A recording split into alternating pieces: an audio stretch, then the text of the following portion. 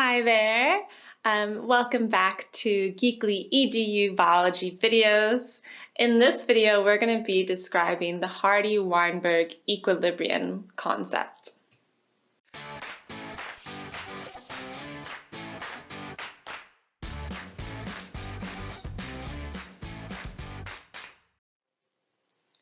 So most of us have seen evolution in our daily lives in some shape or form, and one of the most common examples is with dogs. So dogs evolved from their wolf ancestors around 18,000 years ago, and evolution actually refers to the change in genetic makeup of a population over time. And when we're talking about the evolution of a new species, a really common way for species to be defined is when a species' genotypes is so different from its ancestor that it can no longer interbreed with its ancestor. So if a dog can no longer breed with a wolf, then it's a different species, but all the different pedigrees of dogs can often be interbred together, making them actually a single species, even though they can look very different. And it's actually interesting to note that stray dogs within our recent past have actually evolved due to natural selection of being out on the street to be more genetically similar to wolves, as they now have to hunt for themselves. But how do we actually test if a population is evolving? Because we can't always just look at a dog or an organism and tell if it's evolving unless we look at its genetic material and its DNA. So the Hardy-Weinberg equilibrium concept is basically here for us to use to test if a population or if a gene in that population is actually evolving. So to test for the Hardy-Weinberg equilibrium, we have to look at the frequencies of alleles. And so when I say allele, I basically just mean different versions of the same gene. For example, we have, say, a gene for hair color, and then the different colors of that hair color gene would be the different alleles. So you'd have an allele for blonde, an allele for brown or black colored hair. And then we're obviously made up of multiple different genes to give all of our different types of traits. And so the whole entire genetic makeup of the different alleles for the different genes creates what is called our genotype.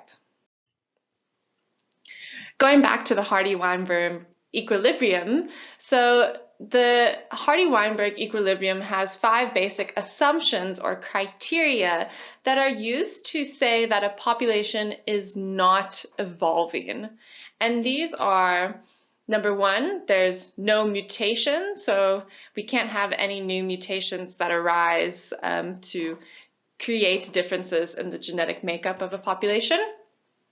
Then we have to have completely random mating, so we wouldn't have the evolution of, say, big ears because the females in that species likes a male with really nice big ears to show off.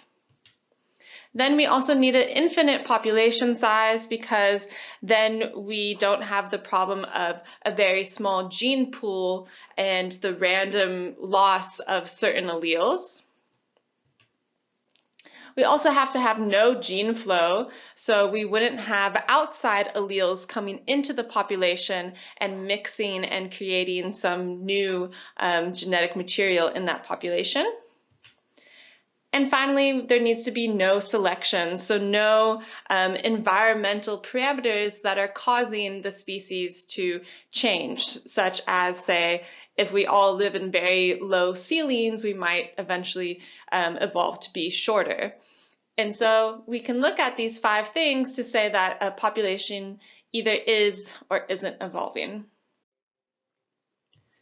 So Hardy-Weinberg equilibrium concept is important to let us ask the question of if a population is evolving, but at the same time, almost all natural populations are evolving, which means that they don't meet the Hardy-Weinberg criteria. So then the question is, so if we know almost everything doesn't meet this criteria, why do we even use it and why do we have it?